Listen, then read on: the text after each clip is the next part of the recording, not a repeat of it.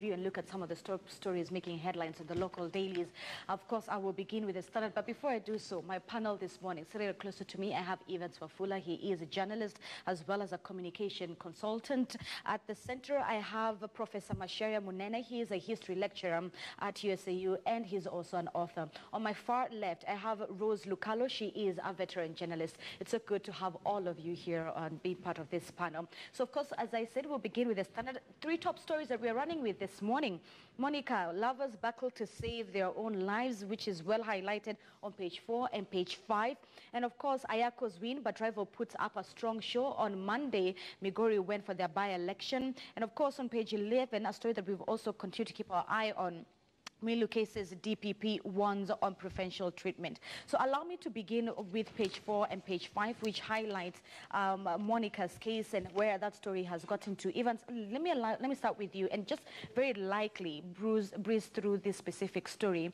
How would you say we have covered, as the media, of course this being Monday, this is the newsroom where we sort of put a spotlight on ourselves as the fourth estate. How do you think we have covered this story in telling a story that affects one of our own? How would you grade us on that?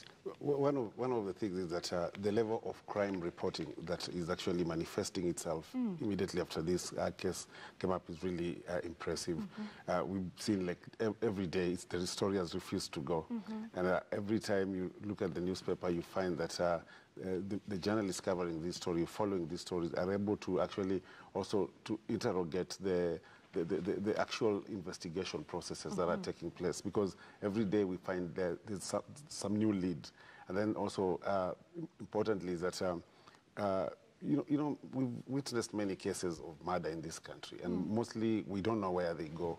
But this is one case where, I don't know because it involves a journalist or what, but I think it's because it's really become a matter of public interest. And last time I said that this being one of high-profile cases, we are looking at the social, the cultural aspects of dynamics or aspects of effects of crime. Right. And then I think maybe everybody is trying to, because what is involved here is not only love, but it's also money, but it's also another young girl at the center of it. A young girl at the center of it, someone who is just in a prime age in her career.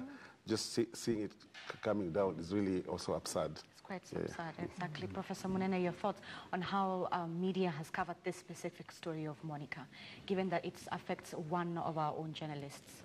I think the media has been fairly responsible.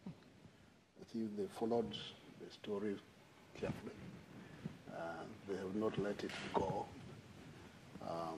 The fact that one of the accused is a celebrity. In all counts, when you look at it, Jackie is a celebrity, a media celebrity. So it attracts attention in that regard.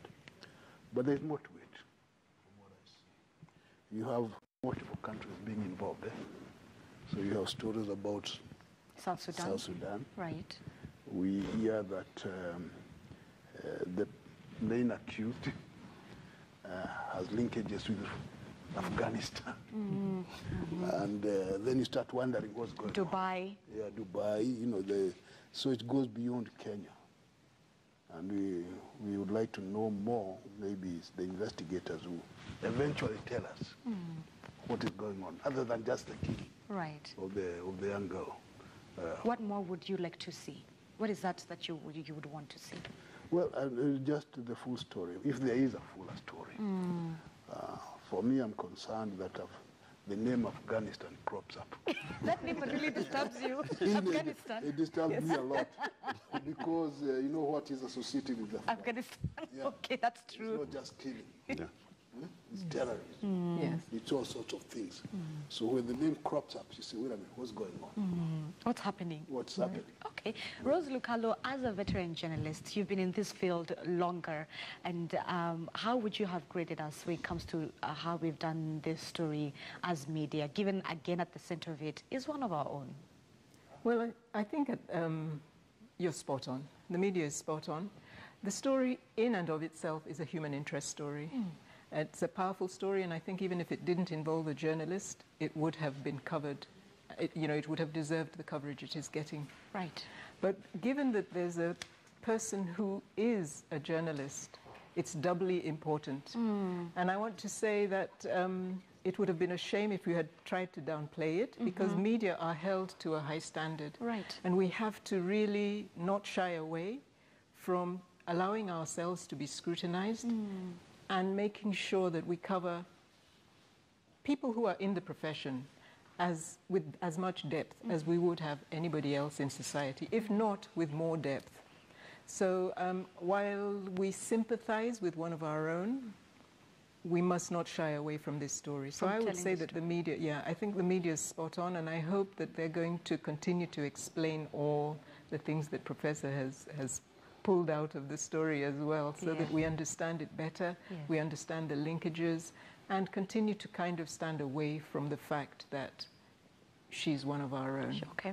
All right, so grab a copy of your Standard newspaper this morning. We've also highlighted the series of events that took place there. But also another story that will probably catch your mind is one that is on page 13, which I had teased earlier, the Migori win, of course, that has seen quite a lot of conversation also start from that. Ochilo Ayako of ODM definitely won that by-election with about 85,234 votes. Eddie Okech came in from the Federal Party of Kenya with about 60,555. Now, here's the thing. Eddie Okech is only 27 years old, and he was up against such a strong person in the sense of political heavyweight. Ochilo Ayako, who has been a former MP, who has been a former minister, and he's had quite the backing even we saw from Raila Odinga. Nevertheless, Munene, allow me to begin with you. Here you have an old heavyweight who has backing from the who's who in the political circles. Then you have a 27-year-old who doesn't have much to his name to ride on compared to Ochilo Ayako. He doesn't have that sort of backing to come in. But at 27, he had 60,555 votes, while Ochilo Ayako, who definitely won the seat, had about 85,234 votes. Why do you think it was such a hotly contested seat? The fact that Ochilo Ayako won is not an issue. He was expected to win. Yes. So that's not a story. The story is in the young man. That's exactly, the 27-year-old. Yes, that's where the story is. The young man won that election, not in terms of numbers, but he's the future. He's the future.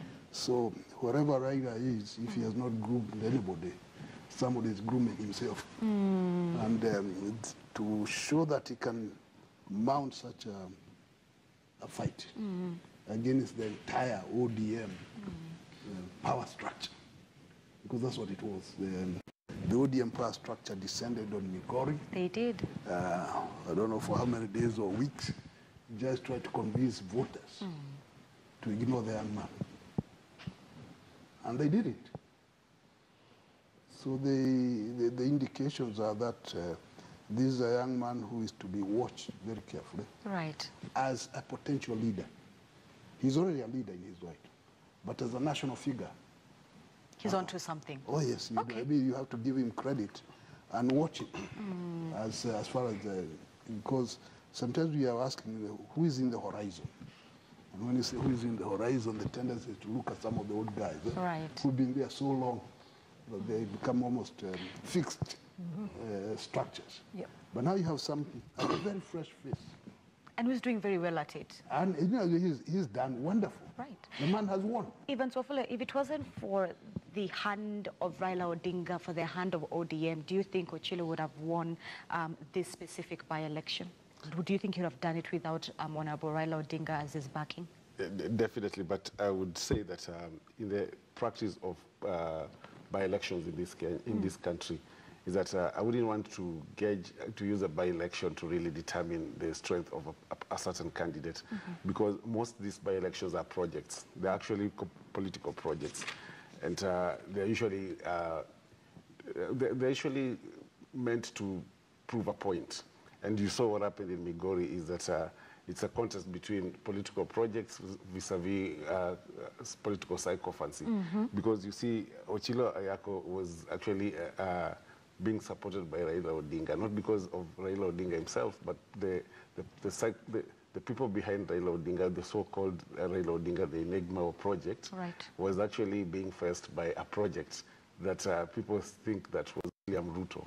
And you see many people say that where could this young man get a chopper, for instance, and the kind of money he was dishing around. So the entire process, the entire politics of by-election is not like very transparent. They're all pawns. They're all pawns. I mean, everybody knows that they were both projects, I could say so, because Ochilo Ayoka had been promised something, you remember, during the previous election. He didn't get it.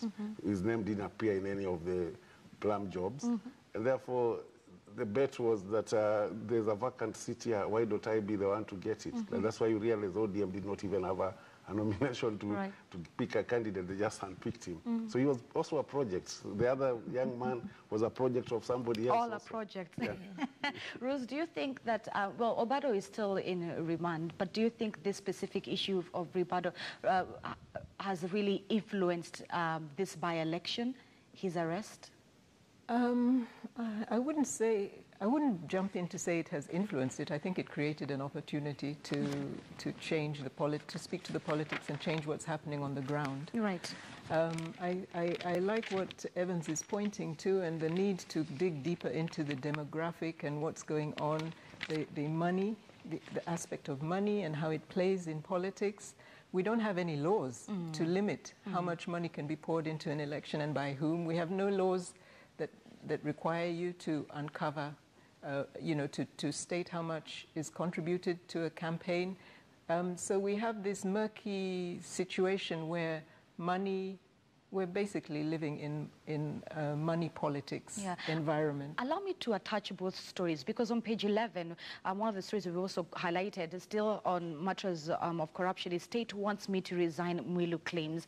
Now, this is one story that also has the nation quite fixed. And Rose, just your thought now that we're here already talking about Obado, and quite a number of high-profile people are still in court. Now, in the example with DCJ Philomena Mwilu, do you think with such public figures, they should perhaps step aside? And the reason why I ask that is that, are they in any position, in any moral position, to start giving advice and talks to young people, both men and women, when they themselves are already in a scenario? And the reason I ask that is that, gentlemen and lady, you look at the Western side of it all, and you find people in the Western world, politicians, if they are late for a meeting, they even resign, late for a meeting.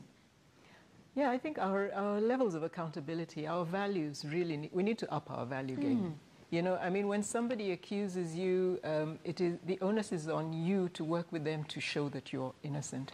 And one of the first things that you do is to step aside so that you're not able to pull strings within the organization, or, you know, so that the process is open to proper investigation, to, you know, no manipulation. You step aside from all the trappings of your power. Right. And allow the process to happen. But in this country, we see people continue to use their power even as they're being investigated. And I think it's a shame, because well, you may question me, but I think she had a pretty good track record. There would have been nothing against her if she just stepped aside and allowed the process that every Kenyan goes through. People, even in organization like yours, there might be a theft. You step aside, you're sent on leave, you know. Yes. This is normal. Yes. It is not something absurd that is being asked of her, you know. But we seem to have leadership in this country that thinks it has the privileged position of setting the rules that they are governed by.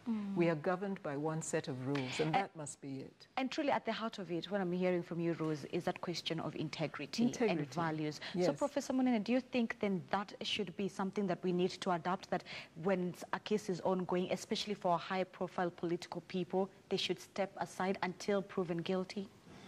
One, let me first of all say I do not like comparing people with others. The West is the West, and they have a lot of problems of their own. They have their own. They have a lot of They problems. do. So let's not go that way. Now, but the main question is, when somebody is accused of a serious offense and a very high-profile person, what is the right thing to do? Okay? And I think I would agree with those there. When that comes, it's prudent. All right. Just to get out of the way. Yes. And but what we have seen with the Mwilu case. Professor Munene, allow me to just stop you right there. We are receiving breaking news right now. This is news that is coming into our newsroom. At least 42 people